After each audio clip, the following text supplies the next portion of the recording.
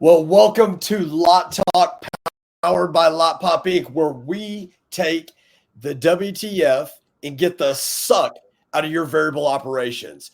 I'm Chris Keene, one of your co-hosts, and joining us each and every week will be my partners in WTF, Mr. John Anderson and Mr. Ronaldo Leonard.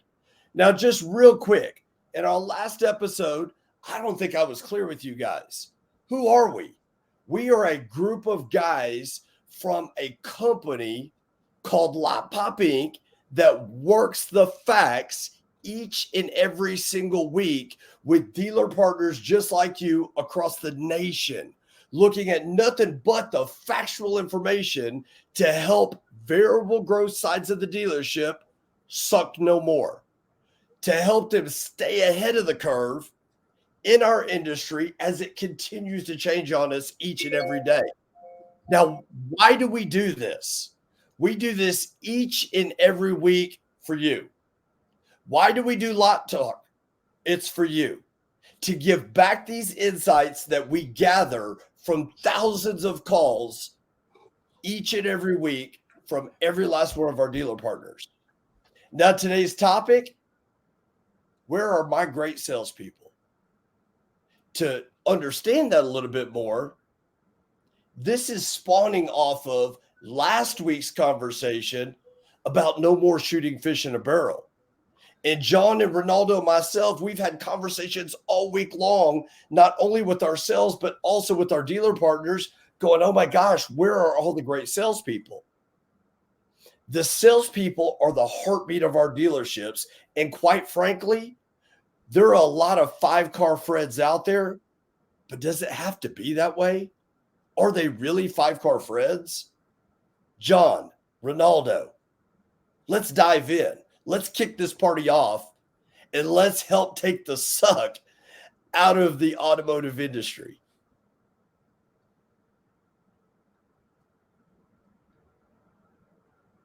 Well, hey guys, it's great to be with you this morning. And I guess, what I would do, I want to start off just by, if you can bear with me here a little bit. I just took some, like we did last week. I grabbed some data out there that is in the marketplace. Just kind of looking at this issue, and I was trying to. What I was trying to specifically look at is anything that was remotely connected to a salesperson, right? So just, I want to read these off, and then I'll circle back around as to why I felt like these were important. So the first one is the average cost of an automotive lead is $250. This figure is on the upswing as the auto industry ad spend continues to rise. That's Lion Tree Group. That's the source that produced that data. 61% of new and used vehicle shoppers contact a dealership by calling after a search. Due to the complexities of automotive purchases, consumers typically prefer to speak to a live agent to get their questions answered. So again, with everything that we have out there available to us from a technology standpoint, consumers still prefer to talk to a live body. 54% of car buyers would pay more for a better buying experience, right? Auto shoppers are dissatisfied with the buying experience. You can gain a competitive advantage by providing painless end-to-end experience, right? And so my point for connecting that one is that experience pretty much sits in the lap of a salesperson, right? Up to 72% of dealership agents or salespeople don't ask the caller for an appointment. Up to 25% of mishandled calls can be converted to sales by calling the lead back. Think about that for a second. 1/4 of your leads could be converted to sales just by making a call back after it was mishandled the first time. So again, is that connected to a sales rep? Yes, right? I know I mishandled a call, and a lot of times we tend to shy away from recontacting that customer. And then 76% of consumers will stop doing business with you after one bad experience. if you don't provide a seamless experience at your dealership. And so there, once again, all these things that I'm talking about, and again, these are coming from sources like DealX, Dealer Marketing Magazine, Invoca.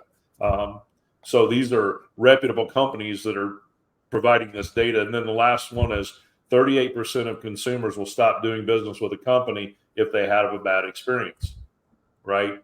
So when you think about all these data points, right, that typically starts and ends with the person working with the customer, which is a high percentage of your time, unless a manager takes over, that would be your salesperson. So my question, or my emphasis on this point is, and having spent time in dealerships, Chris, Ronaldo, myself, we will go into stores and help out with the team, go in and do some training. And so here recently, I was in a store and I was observing the sales desk, and I watched a salesperson approach the sales desk with paperwork in his hand and stood in front of the sales manager, and the sales manager was on his computer. I wasn't close enough to see what he was working on, but he was working on his computer. And as soon as that salesperson approached, nothing happened with that sales manager. He didn't look up and acknowledge the salesperson.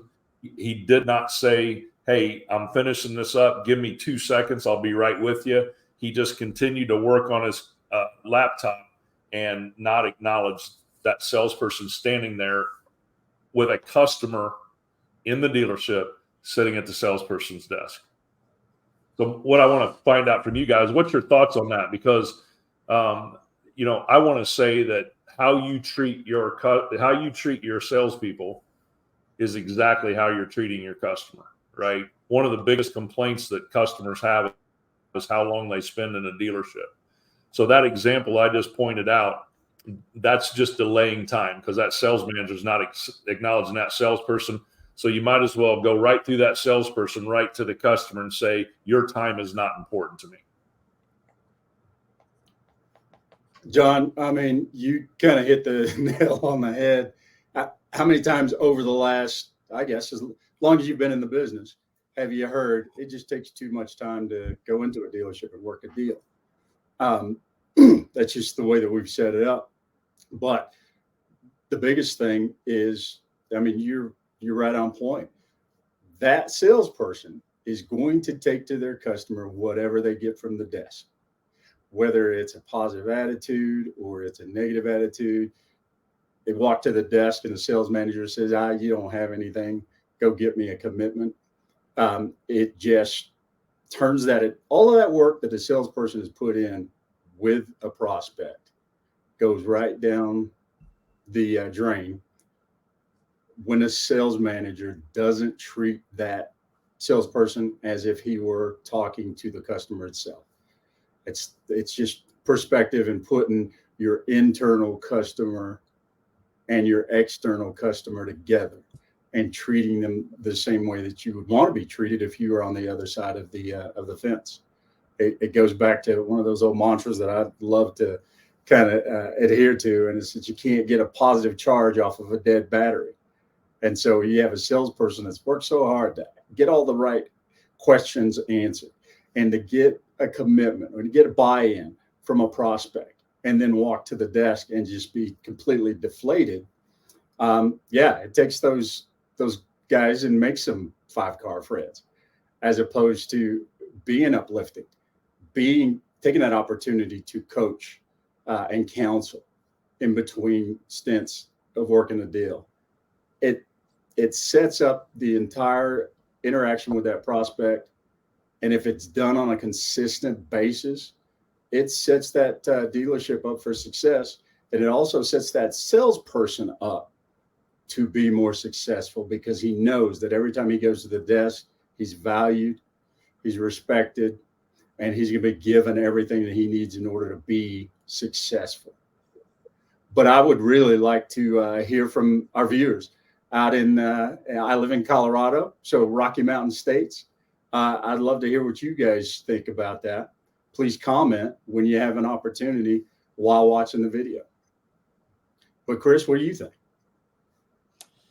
No, I loved what you said there. The internal customer, the external customer. We sometimes forget that we have an internal customer, and that internal customer, like John was talking about, that salesperson.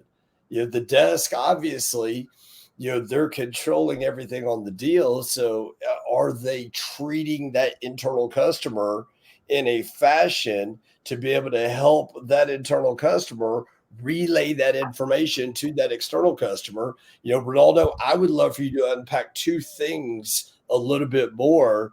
And I can't wait to see the commentary below, from the Rocky Mountain states and any other states out there as well, to understand, even if we're going down a path that's even felt across our industry. So definitely comment below, because I want to hear from everybody else out there. But Ronaldo, you talked about that energy from the desk to the customer. Unpack that a little bit more on some experiences that you've had, things that you've seen inside the retail dealership, and maybe help paint the picture out there, because maybe sometimes our salespeople don't realize that that's happening to them. Unpack that a little bit more. Well, yeah. One of my neighbors here in the neighborhood, they've been recently in the market for searching for a vehicle. And they told me one story about walking into a dealership, and they felt like they were dealing with somebody who was schizophrenic, because they would sit down and have conversation. They'd ask questions on what they needed the vehicle for, what was their budget, all those good things. But they were upbeat, and they were happy, and they were excited to have an opportunity to earn their business. But when they walked into the showroom floor, everything kind of changed, because as that salesperson walked to the desk to talk to his manager, I got to go talk to my manager. And when he came back, he was a totally different person. And the first thing that came to my mind was an experience that I had when I was a salesperson. I had two managers sitting at the desk. One was, they were Jekyll and Hyde, and one was the type of guy who would just kind of, he'd beat you down on a daily basis. But the other manager was someone who just kind of, he always tried to see the bright side of things and always tried to encourage me. And so whatever that salesperson gets at the desk is what he's going to give to his prospect when he gets back. That last thought that's in his head. It's like hitting a golf shot. If you sit there and you think, there's a water hazard over to the right, and the last thought in your head is, don't hit the ball to the right, what are you going to do? You're going to hit the ball to the right. Same thing with customers and with salespeople. Whatever that salesperson, the last words that go into his ear, that's going to be what the prospect receives. And it's just as simple as, looking somebody in the eye and saying, hey, you know what? We're not where we need to be. We're we're close. We're so close. All I need you to do is to just go out and tell your prospect, all we need is $1,000 down, and we've got a deal. But you can do this. We've talked about it. We've walked through how to present those numbers. I believe in you. Go get them, Tiger. As opposed to, come on, man. I mean, I already told you, we need some money down. If you don't understand that, then we can't put a deal together. But go out there and get the money.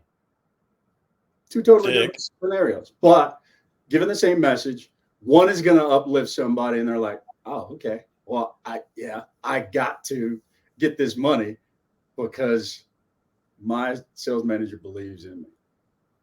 And that confidence translates into a positive attitude, an upbeat attitude, and your energy level goes through the roof as a salesperson.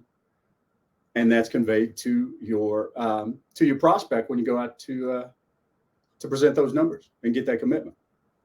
But like I said, you can't get a positive charge off of a dead battery. And so I would just encourage anyone who comes in contact with a salesperson, but mainly our desk managers, just sit back, think for a minute, and ask, how can I give this salesperson the confidence that they need to be able to put this deal on the board? And looking at it from that perspective, I think that a lot of managers kind of change the overall performance of our 5-car Freds, but also uplift the entire sales team, because they know that that reinforcement is there every time they go to the desk, and it's going to be transferred along to our prospects. And Chris, with that being said, I'm going to have to step away, but I really am looking forward to hearing the comments and seeing what you guys feel about how that interaction goes, and whether or not you have some suggestions on how we can transfer information to our dealer partners to put them in a better position to be able to uplift those salespeople and treat the internal customer as well as they would like to treat the external customer. That's perfect, Ronaldo. And I'm glad. I'm sad that you got to leave us because you're going to miss out on the fun today. But I'm glad that you're leaving us because I know you got to go meet with one of our dealer partners to help train their salespeople. So what a coincidence that's actually what you're going to do. Right. But definitely when Ronaldo says he wants to hear your comments, he's not talking about John's comments, my comments. He's talking about you, listeners. He's talking about he wants to hear from you. We all want to hear from you. What are the things that are impacting you from moving from that 5-car Fred or from being on the verge of greatness as a salesperson? Comment below, share that with us. What are some things that you're facing in your market there in South Florida, up in the Dakotas, over in California? What are some of the things that you're facing that is impeding your progress? Or are you getting that positioning of trying to get a charge from a dead battery? I love that, Ronaldo. Keep sharing that message today. Keep spreading the good news as you're out there with our dealer partners today. And we will definitely catch you next week on the call. Any closing thoughts? Now, the only thing I got to say, man, is that let's just kind of get after it. We're working the facts every single day with our dealer partners, and more than open to have conversations with dealerships we aren't partnered with. We'd love to hear your comments, love to have the opportunity to serve you in that way. And John and Chris, love you guys. I'll talk to y'all later. See you, brother. Go get him. Hey, John. So I'd love to hear your thoughts there because he talked about that internal customer, external customer. I thought that was just so powerful. You coming from the retail dealership, like Ronaldo, myself, like the majority of everybody that is dealer facing with Lotpop, we come from the retail dealerships. And we've all fought that battle of the internal, external customer. And quite frankly, I'm as guilty as the next guy of treating that internal customer poorly. Tell us your thoughts on that. When I was listening to Ronaldo talk, I kept thinking to myself, from a manager's perspective, right? How many times at the end of the month or at the end of the year, when we go back at the end of the quarter, right? When we go back and review, because we're trying to set the tone for the upcoming month, the upcoming quarter, the upcoming year, we go back and review, the wins and the losses, right? And there's a lot of times that I would find inventory that I felt like should have sold faster than it did, but it bled through and aged on me somewhat. And as I dug into that, I would see where we worked a deal or multiple deals early on in the life of that vehicle. And for whatever reason, we didn't get a deal put together. Maybe it was our unwillingness to budge on pricing. Maybe it was exactly what we're talking about, right? Here, I have to say this, with all the research that, you know what? This is a good thing. I would be curious as to what folks think out there. So, guys, when I asked them, please comment at the bottom your thoughts. But if we believe the data, which I have no reason not to believe it, that the average customer spends 12 to 15 hours online researching a prospective purchase of a vehicle. And then that customer shows up at our store. Are they coming to buy? What's your thoughts on that? Are they coming to buy, or are they coming to the dealership, putting themselves in a position in the dealership to do some shopping while they're on your bricks and mortar lot, right? So give me your thoughts on that, of what you feel about that. I have my own thoughts, but I would tell you that I think that's where a lot of deals are won or lost, when that customer shows up to the dealership. And, you know, we've all been around people when we meet them, they inspire us by their attitude, right?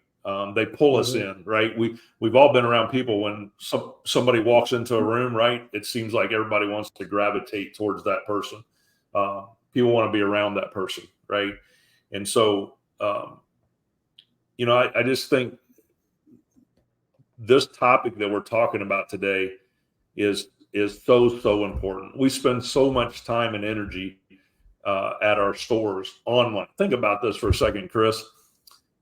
How much time, from the time that we trade or purchase a vehicle, how much time, effort, and energy is put into that individual vehicle to get that to a point where it's displayed on our virtual, not only our bricks and mortar lot, but our virtual dealership.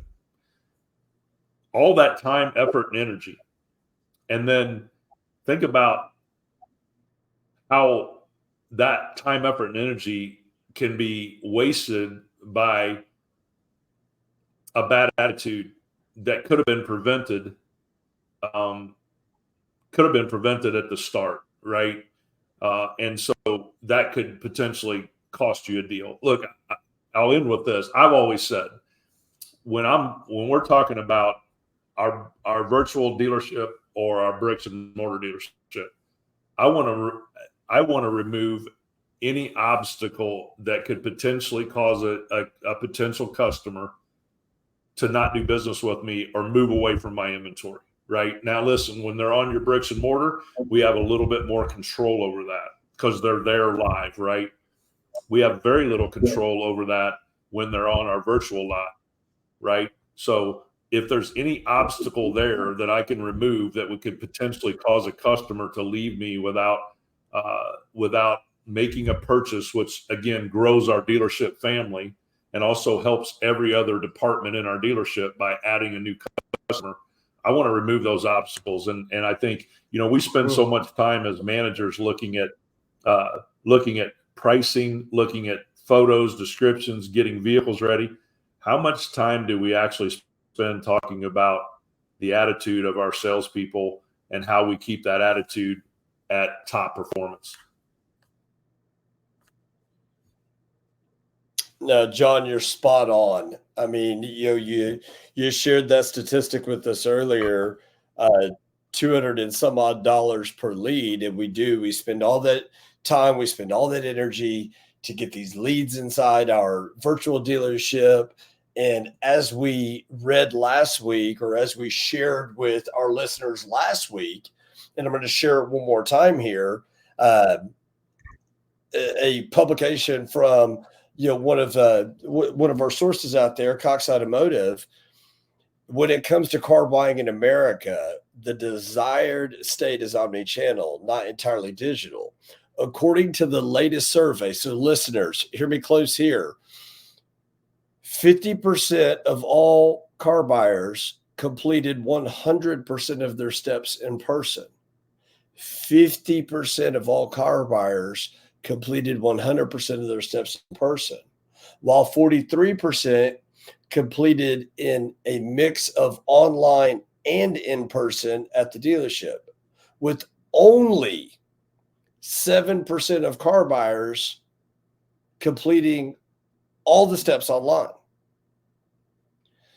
So, John, to your point, if we're going to sit there and take and put all of these resources out there and all these initiatives out there to get these customers to our digital dealership that obviously they're coming into our brick and mortar.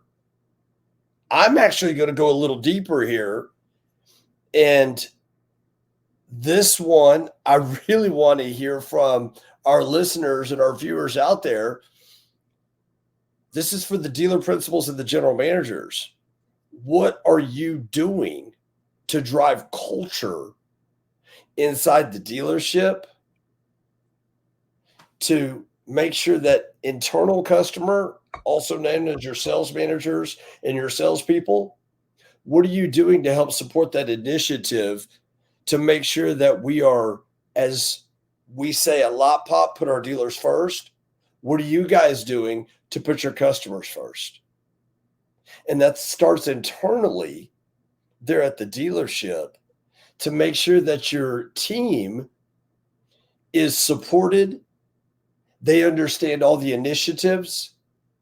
Because John, you and I both know sometimes ownership and general managers and C-suite executives from large auto groups, they'll have these really great ideas and really great initiatives and bring in all these different pieces to help drive that initiative, but it stops there and we don't cascade that information down. So we don't know from the heartbeat of the dealership, which is the salespeople, we don't know what everybody's wanting from upper management. So the question, and comment below, hey, listen, we work the facts here at Lotpop. So salespeople, sales managers, comment below if you don't feel like that you're 100% clear on what the initiatives are. And then let us step in and let us help bridge that gap between you and your dealer principal and your C-suite executives. So that way we can create that culture of customers first. That, John, right there. I think that is one of the biggest challenges that we have is you got siloed divisions within management, upper management, and then management salespeople. I think that really speaks to a lot of what you were just talking about there. What do you think, John? No, I agree. I mean, those were some great points, and I agree with you. That's why, part of our philosophy is to create communication across the management and salesperson channel or BDC channel, right? Based on the inventory issues that you're having at your store, right? Not just blindly hammering off tasks in the CRM, right? So that's why we try to change that somewhat so it creates better communication. I've been in dealerships a lot of times where a manager may not see a salesperson all day if he doesn't have a deal. I mean, think about that for a second. You're in the same facility, right? And you don't see a salesperson all day, right? So I would say to anybody that's watching this out there, if you acknowledge, right, and listen, if you don't think this is a major issue out there in our industry, let us know that. I want great feedback. I want to know that I know Chris addressed it earlier, but we really are. I think if you know our CEO, Jason Rice, and you've known him for any period of time, the guy is absolutely his entire career poured back into our industry. Free content. It's good content, right? If you go follow Jason, you can go back and basically see everything we do in a video form, right? Because he's put it out there, right? Because it's truly from a heart that wants to help. And so I think that's who we are as a company. We want to pour back into an industry that's been so good to all of us. And that's what we're trying to do. So, if you want to know some dealers that are setting the standard in this area, just ask us. I'm thinking of 5 dealer partners right off the top of my head that, man, you walk in their store and there is no doubt why they're as successful as they are, because it permeates and emanates from their frontline staff. And if that's happening on the front line, it's most definitely happening in upper management, because that stuff rolls downhill. So no, Chris, I agree 100% with what you're saying. And again, I can't help but just continuing to think as we're talking here, how much time we spend in all these areas of our store. I really don't know if there's a massive amount of time spent in this area from a management perspective, really analyzing, how are we managing this one area, right? When it comes to the front facing of our salespeople and management staff, that absolutely bleeds through to the front facing of our sales staff to our customers, right? We spend, as a company, think about that. We spend a ton of time looking at all this data and coaching in this area. And I don't think we talk about this enough, right? That'd be a simple question, right? What's it look like when a salesperson approaches your sales desk? What's that look like, right? Do you drop everything you're doing? Hey, listen, I'll talk about a store I ran, personal experience, right? I observed as a general manager, our team, and I observed that when a salesperson, and man, we're talking about salespeople, and I was a salesperson, so I have a heart for them. I did that for many, many years in the car business, right? So when it's snowing outside and you're freezing cold and you're spending time wiping cars off, pulling them up for customers, when it's 100 degrees outside and you're out there for 2 hours with a customer, you're sweating, you're spending time, you're making sure the customer doesn't, the stuff you're experiencing, the customer doesn't experience. And then you walk to the sales desk, and within 2 seconds, the sales manager says, you don't have anything, right? And that's just like, you might as well take a needle and pop that balloon, right? And I watched that happen at our dealership. And one of the things that I wanted, one of the culture things I wanted to change is, I wanted my managers, when they saw a salesperson approach the sales desk, I wanted them to clap and say, "What you got? Let's go," right? Just get excited about it. My goodness, you got an opportunity to work a deal. Don't deflate that thing in the first 5 seconds by making a judgment call and completely taking the rug out from underneath your salesperson. No, you're spot on, John. And that right there, we get important things in front of us, and then we get urgent things in front of us. And sometimes we forget the difference between the two. And really at that point in time, when that salesperson comes in, with that deal sheet in hand, nothing else matters but the two customers that you have at that point in time. Customer number one is that salesperson in front of you. Customer number 1A is who that salesperson is talking to out there, which is that customer that affords us the ability to be able to do what we do on a personal level and a professional level. All the customer wants is John, you talked about it last week. They spent hours upon days upon hours upon weeks upon days shopping for the right car. I just shared it with this again. 50% of all car buyers complete 100% of their steps in person. Last thing they want to do is all the work they did online, they've narrowed it down. They've got their short list of cars of 1-2 vehicles, and you just happen to be one of those 2 vehicles. Are we going to sit there and take that for granted as a sales manager? Are we going to take that for granted as a GSM, a GM, a dealer principal? Well, verbally we say, no, we're not going to. But actionably, sometimes those actions and those words aren't intersecting very well. We talk about we ain't going to do that. But to your point, John, are we standing there really assessing that situation?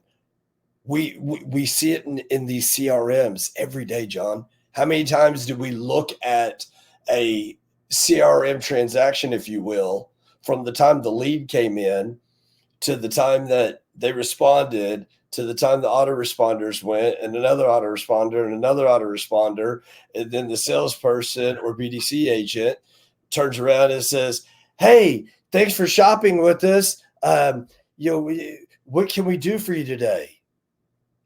Well, I was asked a question if the thing had a panoramic sunroof in it. And honestly, I don't indict the salesperson for that. No. John, I literally will ask the question of sales managers. I mean, what are you doing? Are you spending, do you dedicate an hour a week? Do you dedicate, 15 minutes a day to training with your salespeople? One of the things that I used to do at the dealership, John, in the stores that, I've ran, we took a volleyball. You know how they've got all the little patches on them? We would write different things, Yeah. whether it be objections or processes or things of that nature. And every day we would just throw that ball around and whatever it landed on, and it says X, customer has a trade in. What's the first step? Well, put it inside the CRM, feed it to the inventory management tool, so forth, so forth. Little things of that nature. Are we spending time volleyballing those things around? Because I can promise you this. My son plays college football. Okay. I coached for years. I played. John, you played, sports as well. We didn't just show up on Friday night or Saturday. These pros ain't just showing up on Sunday, putting their pads on and getting after it. They've got a regimen of things they're doing throughout the week, watching film, running drills, conditioning, practice, more film, scout team. They're working all week long to prepare for that one day. So my question would be, John, do you think we as an industry, do we do a good enough job working all week long to prepare for that one up, that next customer, whether it's a digital up or a brick and mortar up? What's your thought? I mean, the easy answer for me would be no. And I'll tell you why I say that. And it has nothing to do with, honestly, this has nothing to do with what I see in data. I could bring up some examples through what I see through our company, but the one thing that I'll point to is Google what customers feel like or what they would rather do than go into a car dealership to buy a car. Right? See what customers say about the experience of trying to purchase a car, right? To me, that says it all, right? If we worked on, if we consistently trained and worked on our experiences being better, then that sentiment would change. And it just hasn't changed over the years. With everything we talk about as an industry, it just hasn't changed.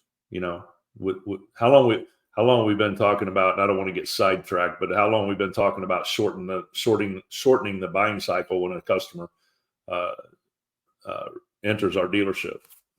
And I know it's happening at some places, but overall it's not. And so, the short answer to your question, Chris, would be no. So with that being said, Chris, what are a couple takeaways that you would bring up with dealers out there that could listen?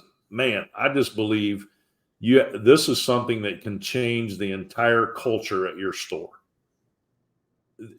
Look, we could say the same thing about fixed operations, right? And with service managers and their technicians, right? So, but we're speaking about variable operations today, but this is something that could change the entire culture at your store, which relates right to your customer. So what are a couple of takeaways that you might give anybody watching that would help in this area?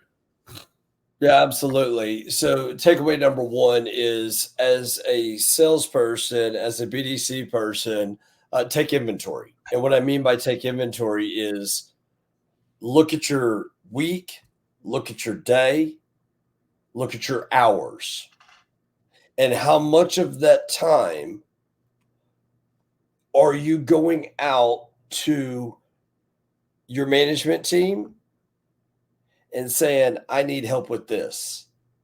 Look at your weeks, look at your days, look at your hours. How much of that time are you self-educating to make yourself better to help your customers that are coming inside your dealership, provide them with that experience? Because John, you just talked about shortening the sales cycle. Well, we have, or let me rephrase that. We've given the resources to shorten the sales cycle with digital retailing, with online trade evaluations, with automotive listings online. We've given the consumer all of these things to be able to grab as much and put as much information in and get as many things out of the way as possible to make their in-store experience very seamless. But the question would be, and the biggest takeaway I would give for our listeners, for our viewers, do you know what those are?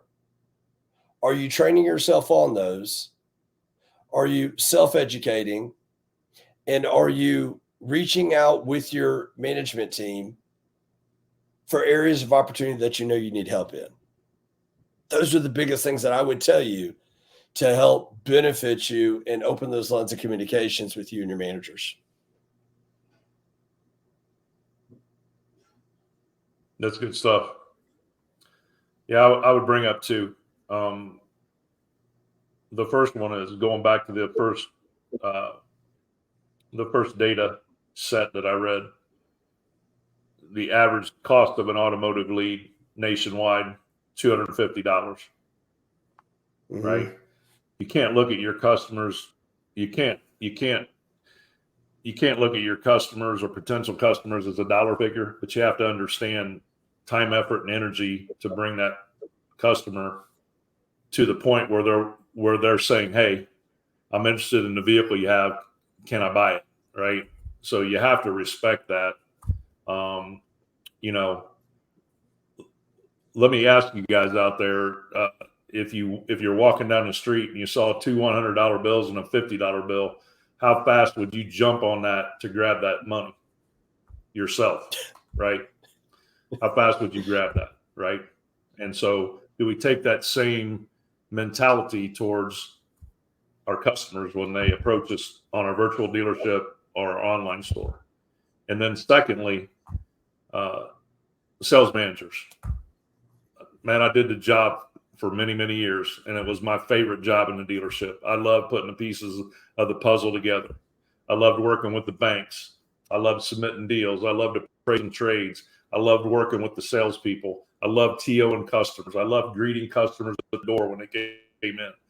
So as I look back, that was one of those jobs that I really enjoyed. So what I would ask you to really consider strongly is, what is your approach when a salesperson approaches the sales desk with a customer in hand? What is your approach? And if that approach is not fired up, which not, let's go, then reevaluate what you're doing, because you're really setting the tone, not for the salesperson. You're setting the tone for the customer that is online wanting to buy a vehicle from you, or at the desk in your store wanting to buy a vehicle from you. So those would be two massive takeaways that I would have dealers think about.